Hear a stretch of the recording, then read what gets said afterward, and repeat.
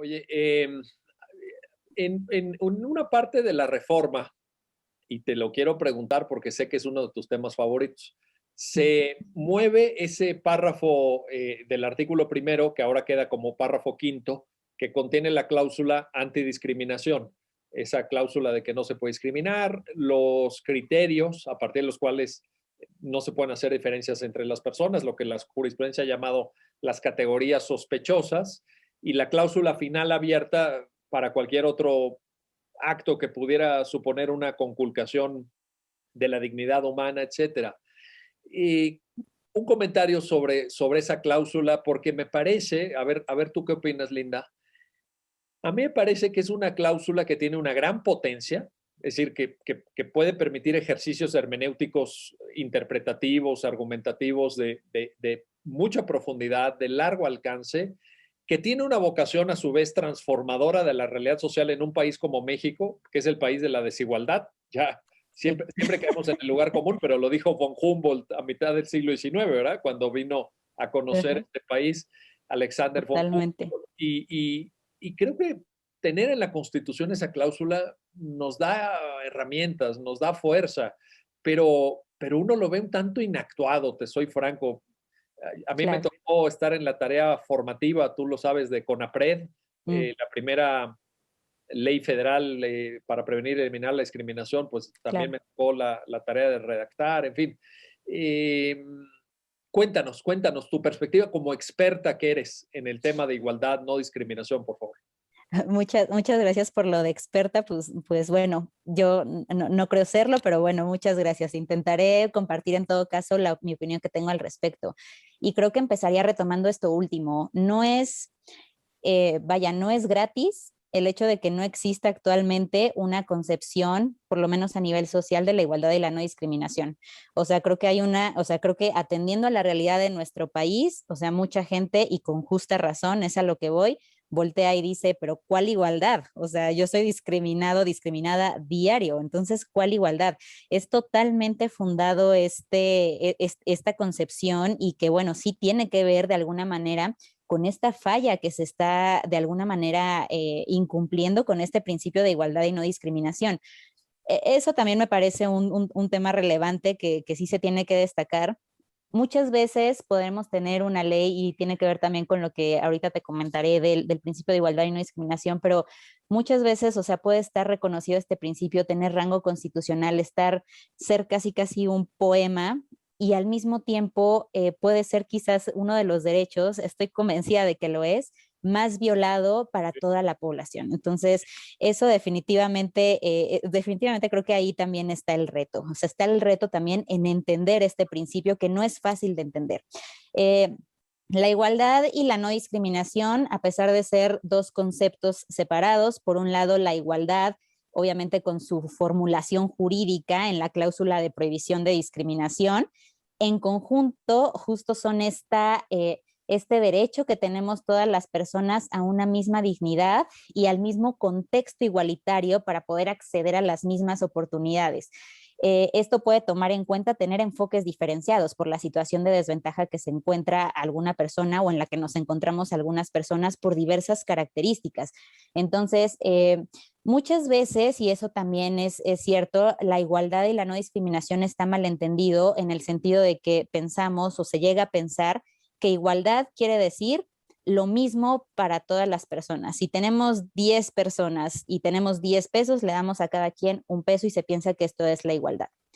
Por lo menos les quiero decir que en su formulación jurídica de la cláusula o en la cláusula más bien de prohibición de discriminación, la igualdad no tiene ese concepto, porque justamente lo que hace el principio de igualdad, y es un ejemplo que me gusta mucho poner, es como ponernos unos lentecitos y hacer justamente enfoques diferenciados y darnos cuenta de que no todas y todos estamos en la misma posición en el mismo piso, no todos partimos del mismo piso y esas diferencias que existen y que históricamente han existido y que siguen existiendo, tienen que ser tomadas en cuenta. Entonces, pues quizás yo aquí haría una distinción entre los tipos de discriminación que puede haber. Por un lado, la directa, donde pues ya todas y todos ustedes saben que esta discriminación directa está relacionada con una norma que es por sí misma discriminatoria. Por ejemplo, pues las legislaciones estatales que reconocen el matrimonio únicamente entre un hombre y una mujer y que deliberadamente se excluye a personas homosexuales con otra orientación sexual distinta a la heterosexual. O también puede existir la indirecta, que a lo mejor la indirecta es la que, y justo como que retomo lo que estaba comentando hace un momento, a lo mejor la ley o la porción normativa de cierto ordenamiento puede parecer hermosa, puede parecer neutra incluso, pero cuando se aplica esta norma, tiene efectos diferenciados. A mucha gente no le gusta el tipo de ejemplos que pongo en este caso, pero bueno, creo que también es un tema de sensibilización. Por ejemplo, en una norma indirecta puede ser una norma que señala que solo las personas que trabajan tiempo completo tienen derecho a una pensión por jubilación. Aparentemente esta norma habla de las personas, todas las personas, y no hace una distinción que sea, discriminatoria por sí misma. Por lo tanto, no es una norma que sea discriminatoria de manera directa. Pero cuando empezamos a analizar esta norma y los efectos que tiene la misma, tenemos que darnos cuenta que no afecta de manera proporcional a hombres y a mujeres, porque históricamente las mujeres, por ejemplo, están al cuidado del hogar, tienen el cuidado de los niños, de las niñas, de los hijos, de las hijas, y al final de cuentas, sí existe una razón de género por la cual las mujeres no van a poder acceder a esta pensión porque justo el tipo de trabajos que buscan son trabajos de medio tiempo.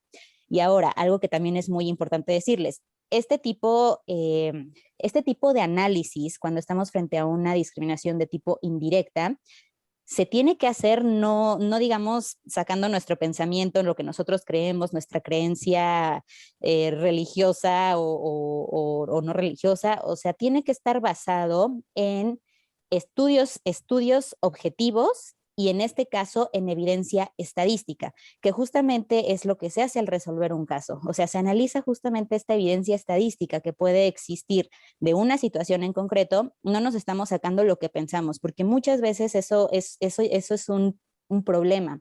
Nosotros pensamos algo, pero nosotros estamos pensando desde nuestro privilegio y no estamos pensando desde el punto de vista de otra persona. Entonces, muchas veces esta frase de hay que bajarnos de nuestro privilegio para analizar X o Y, tiene que ver con esto, con que justamente estos parámetros para ver los efectos de una norma en específico se basan en criterios objetivos, no en cuestiones subjetivas.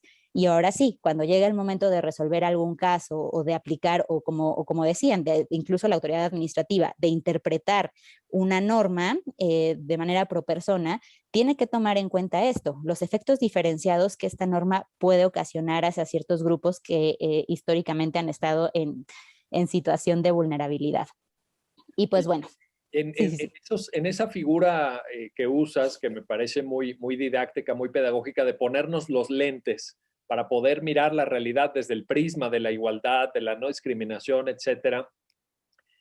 Yo muchas veces he tenido la duda académica, pero también práctica, sobre si esta forma de, como tú lo dices, de abandonar el privilegio se puede llevar o no a la práctica, porque hay cierto tipo de identificación de prácticas discriminatorias que no basta, creo yo, con leerlas en un libro, sino que hay que vivirlas, hay que sentir ese dolor, hay que sentir ese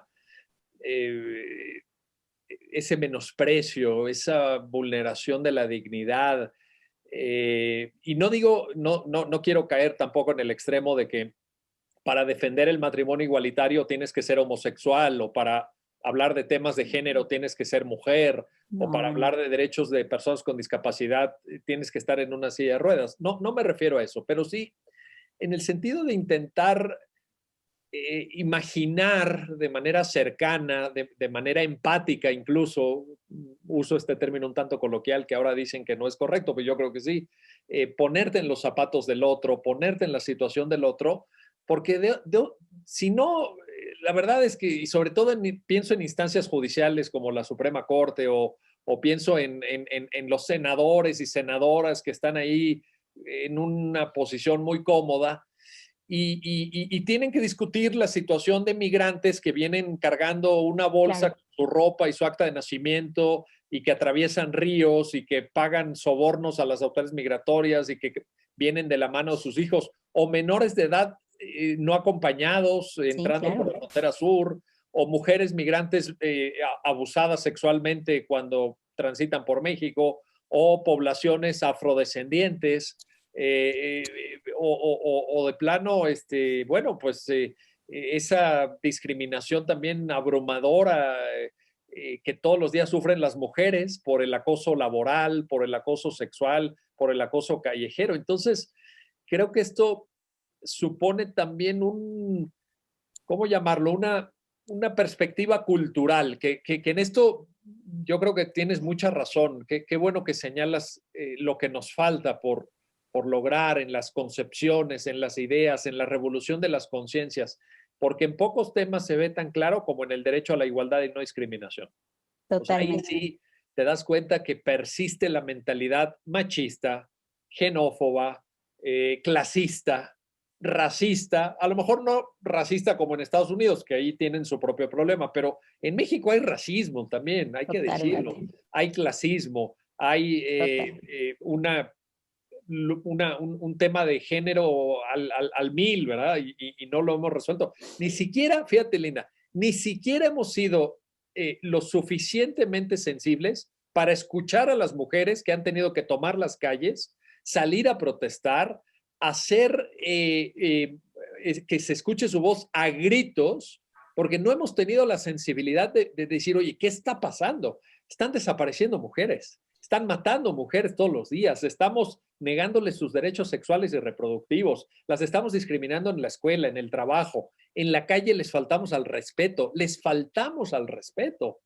Y cuando salen, nos preocupamos porque si pintaron ahí una La pared. pared, no vayan a hacer, no se pasen, ¿no? Les digo, oiga, por favor, respete usted, oiga, pero no está viendo que están matando gente todos los días. Están Claro. matando 11 mujeres todos los días por Exacto. cuestiones de género. Exacto. ¿Qué Exacto. pasa ahí? Yo, Es una batalla cultural, hay que darlo, lo estamos perdiendo. ¿Cómo lo valoras? la estamos perdiendo.